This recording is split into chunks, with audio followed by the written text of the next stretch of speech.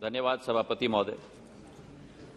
आज 193 रूल के अंतर्गत एक बहुत महत्वपूर्ण मुद्दे पर ये सदन चर्चा कर रहा है और ये मुद्दा एक संवेदनशीलता का मुद्दा है। ये एक मुद्दा है जहां हर भारतवासी की आवाज एक मत की होनी चाहिए, एक विचारधारा की होनी चाहिए। हम अलग अलग राजनीतिक दलों से हो सके, लेकिन हमारे लिए सदैव देश पहला होना चाहिए। हमारे लिए सदैव देश का नागरिक पहला होना चाहिए और यही मंशा, विचारधारा, सोच और संकल्प के साथ हमारी सरकार प्रधानमंत्री नरेंद्र मोदी जी के नेतृत्व में देश की सेवा, देश की विकास और देश की प्रगति के लिए अथक प्रयास दिन रात निरंतर कर रही है। विश्व में सभापति महोदय, जब किसी भी देश में एक लड़ाई का एक वातावरण तैनात होता है तो ये एक चिंताजनक विषय है, दुर्भाग्यपूर्ण विषय है और एक दुखद विषय है। एक ऐसा कालखंड होता था सभापति महोदय, जब कभी दो देशों के बीच में एक जंग होती थी या लड़ाई होती थी तो उस जंग या उस लड़ाई का प्रभाव केवल उन देशों तक सीमित होता था, केवल आसपास के एक दो पड़ोसी देशों तक सीमित होता था। लेकिन आज विश्व बदल चुका है। जब हम एक इंटरकनेक्टेड वर्ल्ड में अपना जीवन यापन कर रहे हैं, जब हम एक विश्व के नागरिक के रूप में अपना जीवन यापन कर रहे हैं, तो कोई भी घटना अगर एक देश में होती है तो उसका प्रभाव विश्व स्तर पर उत्पन्न हो जाता है। उदाहरण के तौर पर सभापति महोदय, जब एक छोटा सा पत्थर भी हम एक नदी में फेंकें तो उसका जो रिपल इफेक्ट होता है, उसी तरह आज एक इंटरकनेक्टेड वर्ल्ड में घटना कहीं भी घटे लेकिन उसका इफेक्ट विश्व के हर देश पर प्रभाव पड़ता है। और मैं मानता हूं कि सरकार की जिम्मेदारी, सरकार जिसकी भी हो, लेकिन उस सरकार की जिम्मेदारी हमारे देश के 135 करोड़ जनता के प्रति, और यह अतिशयोक्ति नहीं होगी अगर मैं कहूं सभापति महोदय कि 135 करोड़ जनता के प्रति के अलावा विश्व में 110 देशों में बसे हुए हमारे 1.5 करोड़ प्रवासी भारतीयों के प्रति भी, और उसी के साथ साथ भारत का कोई भी नागरिक अगर किसी भी देश में अध्ययन के लिए, व्यवसाय के लिए, समाज सेवा के लिए वहां उपस्थित हो तो उस व्यक्ति के प्रति भी भारत सरकार की भूमिका और जिम्मेदारी जरूर होनी चाहिए। और वही भावना इस सरकार की। जब ये युद्ध शुरू हुआ सभापति महोदय, हमने बहुत टीका टिप्पणी सुनी। एडवाइजरीज क्यों नहीं इशू हुए, देर में इशू हुए। मैं सभापति पर आपके द्वारा रखना चाहता हूं कि भारत उस अग्रिम देशों में है जो पहली एडवाइजरी विश्व में इशू की गई वो भारत के द्वारा 15 फरवरी, 18 फरवरी, 20 फरवरी और 21 फरवरी, एक एडवाइजरी नहीं लेकिन 4 एडवाइजरी इशू की गई। और प्रधानमंत्री जी ने कमान संभाला भारत के प्रथम नागरिक के रूप में, भारत के प्रधान सेवक के रूप में, केवल प्रधानमंत्री के रूप में नहीं लेकिन भारत के एक एक नागरिक के रक्षक के रूप में वो कमान संभाला सभापति महोदय। और सुबह शाम मीटिंग की गई। जैसे अभी हरदीप पुरी जी कह रहे थे वो गुवाहाटी में थे, मैं मध्य प्रदेश में था। रात को 11:30 बजे हमें फोन आया कि आपको फौरन वापस दिल्ली पहुंचना है और हम आपको भेज रहे हैं। रोमेनिया और मोल्डोवा जयशंकर जी ने जिम्मेदारी मुझे दी थी और हमें कहा गया था प्रधानमंत्री जी के द्वारा कि आप वापस आओगे तो केवल तब आओगे जब आखिरी फ्लाइट उस देश से निकलेगी हमारे नागरिकों के साथ। एक मैनेजमेंट सिस्टम संवेदनशीलता की सभापति महोदय, सरकार के मुखिया के रूप में हम लोग जब मीटिंग में बैठे हुए थे, जयशंकर जी, मैं, वीके सिंह जी, अभी दो हमारे साथी नहीं है, पीयूष गोयल जी और हरदीप पुरी जी और किरेन रिजिजू जी, बीच में उस मीटिंग से उठकर दूसरे देशों के राष्ट्रपति प्रधानमंत्रियों से दूरभाष में बात करके कि एक वातावरण तैनात करना होगा, आपको हमें मदद करना होगा हमारे देश के वासियों को वापस लाने के लिए, 5-5 देशों के राष्ट्रपति और प्रधानमंत्रियों से चर्चा हुई। क्यों? वो इसलिए अध्यक्ष महोदय, क्योंकि यूक्रेन का बॉर्डर 5 देशों के साथ लगता है। अगर उत्तर से दक्षिण से हम देखें तो पोलैंड से शुरुआत करिए आप, हंगरी, स्लोवेकिया, रोमानिया और मोल्डोवा, और ये 5 मैं उदाहरण दूं द्वार हैं जहां से यूक्रेन से हमारे नागरिकों को हम बचाकर वापस ले आ पाए। 5 देशों के प्रधानमंत्री और राष्ट्रपतियों से बात हुई, और केवल ये नहीं, लेकिन जहां जंग चल रही है उन देशों के प्रधानमंत्री और राष्ट्रपतियों से बात हो रही है जिन देशों में जंग चल रही है, कि हम समझते हैं कि आपके यहां जंग चल रही है, लेकिन भारतवासियों के लिए एक सुरक्षित कॉरिडोर आपको बनाना ही होगा इस जंग के बीच में ही, ताकि हम अपने देश के वासियों को वापस ले पाए। ये एक विचारधारा थी, और मैं बधाई देना चाहता हूं इस सदन के पटल पर मेरे साथी जयशंकर जी को। विदेश मंत्रालय में कंट्रोल रूम 24/7 स्थित किया गया, केवल दिल्ली में नहीं, लेकिन उन 5 देशों में जिनका सरहद यूक्रेन के साथ है। और केवल ये नहीं, लेकिन MEA ने अकेले 13,000 फोन कॉल स्वयं लिए और वापस चर्चा की, और 9,000 ईमेल। दुख के समय में, संकट के समय में आशावान नजरिए से लोग हमारी सरकार की तरफ देख रहे हैं, और हमारी जिम्मेदारी बनती है। यह सच्चाई है जब कहा गया कि हमारा दायित्व है, हमारी जिम्मेदारी है, सेवक के रूप में यह सरकार काम कर रही है, सरकार के रूप में नहीं, कि उस एक एक फोन कॉल और ईमेल का जवाब संवेदनशीलता के साथ जयशंकर जी के मंत्रालय के एक एक अधिकारी ने दिया, उनको मदद करने की। हमारी विचारधारा थी एक होल ऑफ गवर्नमेंट अप्रोच की,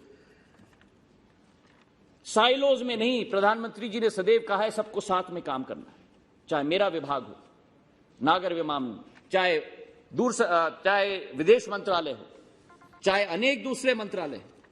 वो होल ऑफ गवर्नमेंट अप्रोच के आधार पर हम चारों को निर्देशित किया गया वहां जाने के लिए और मदद करने के लिए और कार्य करने के लिए। और इस सदन पर मैं कहना चाहता हूं, क्योंकि क्या होता है सभापति महोदय, कि जाने माने चेहरे होते हैं, और मैं स्पष्ट आपके समक्ष रख रहा हूं, मंत्रियों के चेहरे जाने माने होते हैं, पर इतने अनजान चेहरे थे वहां सभापति महोदय, जिन्होंने दिन रात मेहनत की है हमारे बच्चों को वापस लाने के लिए, हमारे मिशन के लोग। यहां बात की गई, कई देशों ने, मैं हमारे माननीय सांसदों को सूचित करना चाहता हूं, अपने मिशन को बंद कर दिए, वापस चले गए उस देश से। केवल भारत है जिसने अपना मिशन आखिरी नौजवान को वापस लाने तक वहां सुदृढ़ रखा। और हमारे मिशन के लोगों के, चाहे वो यूक्रेन के मिशन हो, कीव में, अभी मेरे नौजवान साथी कह रहे थे कि वातावरण यातायात के लिए तैनात करना था हमें। हां, मुश्किल है क्योंकि जंग चल रही है, हमारे बच्चों को संकट का सामना जरूर करना पड़ा, पर भारत सरकार ने भी, विदेश मंत्रालय ने भी वहां ट्रेनों का इंतजाम किया, बसों का इंतजाम किया। उस जंग के वातावरण में भी जो संभव हो हमने किया है, और उसी सोच और विचारधारा के साथ, चाहे यूक्रेन का हमारा मिशन हो, चाहे दूसरे देशों का हमारा मिशन हो, उनको हम साधुवाद, धन्यवाद दिल के गहराइयों से इस सदन के पटल से हम लोग देना चाहते हैं। इतने अनजान चेहरे थे हमारे वहां मिशन में, केवल 58 लोग थे उन 5 देशों में। जयशंकर जी ने 47 और लोगों को यहां से भेजे, 105 का स्ट्रेंथ उन्होंने बना दिया। और जब मैं सरहद पे था सभापति महोदय, रात के 3 बजे तक, वहां जो हमारे मिशन के लोगों को भेजा गया था, रोमेनियन अथॉरिटीज के साथ जिस तरीके से वार्तालाप कर रहे थे, एक दोस्ती बन चुकी थी। तो मैंने एक हमारे मिशन के व्यक्ति से पूछा कि आपका तो बहुत अनुभव हुआ होगा, कितने साल से आप रोमेनिया में हो? उन्होंने कहा साहब मैं तो 6 दिन पहले ही पहुंचा हूं। ये क्षमता है हमारे लोगों की कि हजारों किलोमीटर दूर जाके भी वो घनिष्ठता का संबंध उस देश के लोगों के साथ बनाने के लिए, ताकि हमारे बच्चों को बॉर्डर से इस तरफ हम लोग जल्दी वापस लेके आए। एक महिला हमारी मिशन की रोमेनिया में 100 घंटे सोई नहीं, बॉर्डर पर खड़ी रही, बीमार हो गई, लेकिन 2 दिन के अंदर वापस वो बॉर्डर पे जाके खड़ी रही। मैं कहा कि मैं हटूंगी नहीं जब तक आखिरी बच्चा मैं वापस सुरक्षित न लेके आऊं। ऐसे अनजान चेहरों को हमें धन्यवाद अर्पित करना होगा। और उसी के साथ सभापति महोदय, हमारे प्रवासी भारतीयों को भी, हम लोगों का एक परिवार विश्व के हर देश में बसा हुआ है, भारतीय परिवार, प्रवासी भारतीयों का, जो कंपनी के लोग हैं, व्यवसाय के लोग हैं, समाज सेवक लोग हैं। अनेक महिलाओं ने खाना बनाया हमारे बच्चों के लिए। हमारे कंपनियों ने, जब मैं वहां पहुंचा, एक कॉल सेंटर 18 घंटे के अंदर विप्रो और जेनपैक के लोगों ने तैनात की। और मैंने उनसे गुजारिश की थी कि हर बच्चे को हमें टैग करना होगा, जब तक वो बच्चा वापस भारत ना आए, लेकिन अपने राज्य में वापस ना पहुंचे, अपना घर सुरक्षित ना पहुंचे, ताकि विदेश मंत्रालय को पूरी सूची हो एक एक बच्चे के बारे में। 18 घंटे में उन कंपनियों ने कॉल सेंटर सेटअप किया, मेडिकल हेल्थ सेंटर सेटअप किया। कई बच्चों की कठिनाइयां थी और मैं उनको धन्यवाद अर्पित करना चाहता हूं आज इस सदन के पटल पर। और उसी के साथ साथ जो संभव हो पाया है, जब हम लोग वहां पहुंचे थे, और ये आपको मैं समझाना चाहता हूं कि पूर्व और पश्चिम यूक्रेन के बीच में एक नदी बहती है नीपर, और पूर्व यूक्रेन में बम शेल गिर रहे थे और वहां हमारे 50% बच्चे वहां स्थित थे। और हमारी कोशिश थी कि जल्द से जल्द हम इन्हें बॉर्डर पर लाएं। लेकिन रोमेनिया में उदाहरण के तौर पर जो बॉर्डर है वो हमारी राजधानी बुकारेस्ट से 600 किलोमीटर दूर थी। मतलब कि बच्चा सरहद तक पहुंचे, उसके बाद सरहद पे शेल्टर में रहे, उसके बाद 12 घंटे बस में चले बुकारेस्ट तक, और उसके बाद उसे फ्लाइट मिली। तो जब रोमेनियन राष्ट्रपति से मैं मिला था, जब प्रधानमंत्री जी ने उनसे चर्चा की थी, मैंने उनसे निवेदन किया कि एक छोटा सा एयरपोर्ट सुचेवा सरहद से 40 किलोमीटर दूर है, आप कृपा करके ये एयरपोर्ट हमारे लिए खोल दीजिए। हमारे भारत के विमान, छोटे विमान को हम यहां लेके आएंगे, ताकि बच्चों को हम वहां से ही सीधा इवैक्यूएट करें। और आज इस सदन से मैं उन रोमेनियन हमारे राष्ट्रपति और सभी अधिकारियों को मैं धन्यवाद अर्पित करना चाहता हूं। डोमेस्टिक एयरपोर्ट उन्होंने खोला हमारे प्लेन्स के लिए, और 2000 बच्चों को हमने सीधा सरहद से इवैक्यूएट किया। और ये इसलिए संभव हुआ क्योंकि प्रधानमंत्री जी ने स्वयं राष्ट्रपति जी से बात की।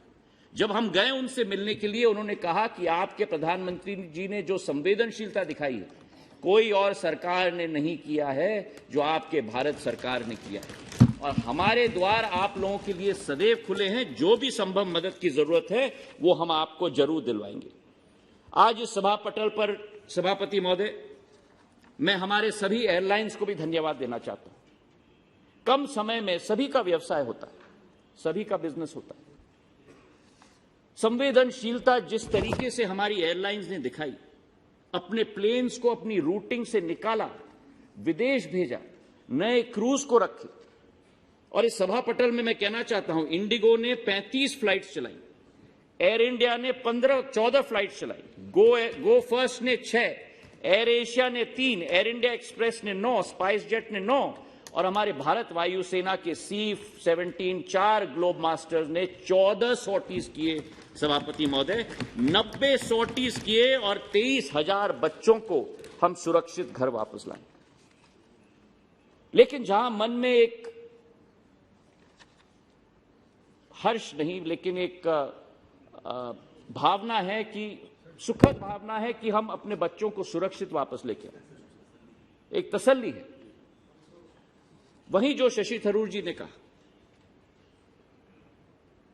हमारा एक नागरिक, हमारा एक बच्चा को हम खोए हैं।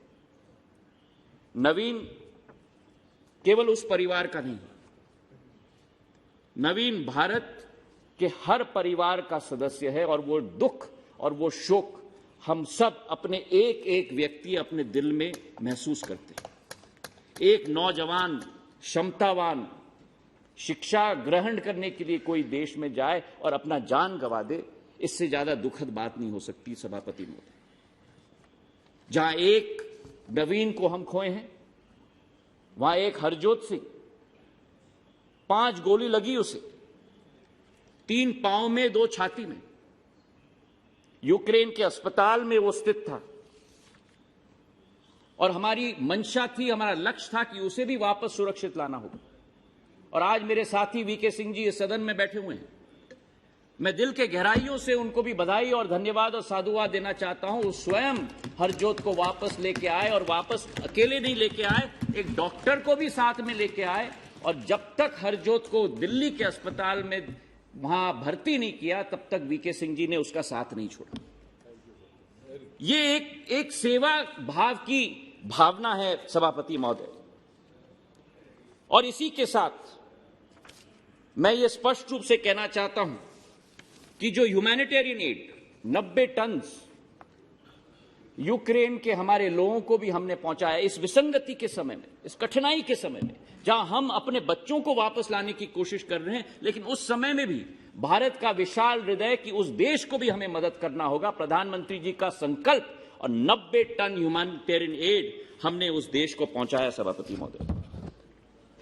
इसके पहले भी कई ऑपरेशंस हमने किए हैं, लेकिन यह अतिशयोक्ति नहीं होगी सभापति महोदय अगर हम कहें कि ये शायद this has been the largest evacuation exercise in war by any country in the world in recent history.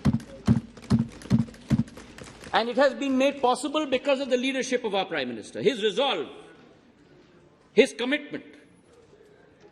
मैं पूछना चाहता हूं कि क्या किसी और देश ने एक ऐसा एक्सरसाइज अंडरटेक किया यूक्रेन में? इसका उत्तर है नहीं सभापति महोदय।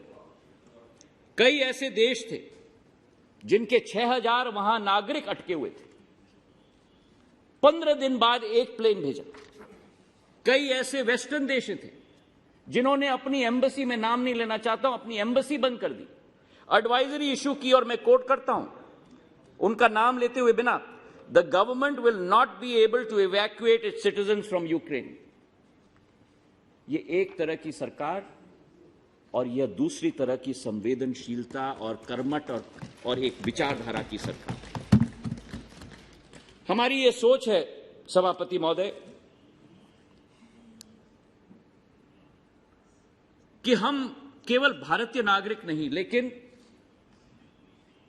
विश्व के नागरिक की हिफाजत और सुरक्षा में अपना विश्वास रखते हैं। वासुदेव कुटुंबक कई मेरे दोस्तों ने, मेरे भाइयों ने वर्णन किया। हां, ये हमारी सिद्धांत है, हमारी संस्कृति है, हमारा भाव है, पर ये वासुदेव कुटुंबक इस एक्सरसाइज में भी हमने देखा है जब भारत ने केवल 23,000 अपने नागरिकों को वापस हम नहीं लेके आए, लेकिन 150-18 दूसरे देशों को भी के नागरिक हम वापस लेके आए। मुझे इस बात का थोड़ा दुख है सभापति महोदय कि कुछ लोग चुनौती में भी राजनीति देखते हैं और मैं सदन में हाथ जोड़कर निवेदन करना चाहता हूं कि ऐसे संवेदनशील वातावरण में, ऐसे चुनौतीपूर्ण वातावरण में हमें एक साथ मिलकर पहले अपने दल, अपनी राजनीति के बारे में नहीं, लेकिन पहले हमें अपने देश और भारत माता के बारे में सोचना चाहिए। हमारी पार्टी की सोच सदैव है नेशन फर्स्ट और वही इस एक्सरसाइज में प्रचलित हुई है। भारत की आवाज एक संयम एवं तार्किकता की आवाज है और प्रधानमंत्री जी के नेतृत्व में भारत विश्व पटल पर एक उगता हुआ सूरज के रूप में उजागर होगा, इसका हमें पूरा विश्वास है। बहुत बहुत धन्यवाद।